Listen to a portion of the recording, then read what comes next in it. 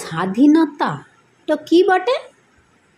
এতদিন থেকে শুনেই আসছি।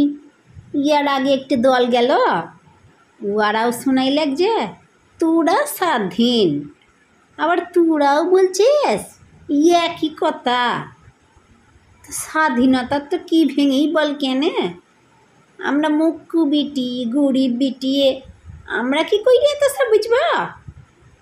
কোনটা স্বৈরতন্ত্র, কোনটা বুর্জোয়া নীতি? আমরা খেইটে খাওয়া মানুষ, চারটা নুন ভাত শাকেই সন্তুষ্ট। ছিলাগুলা পড়ছে, ওরাই পরে বুঝবে এক ডাগর হবে, এক বুদ্ধি হবে যখন আনে তো আনবে ওরাই বিপ্লব।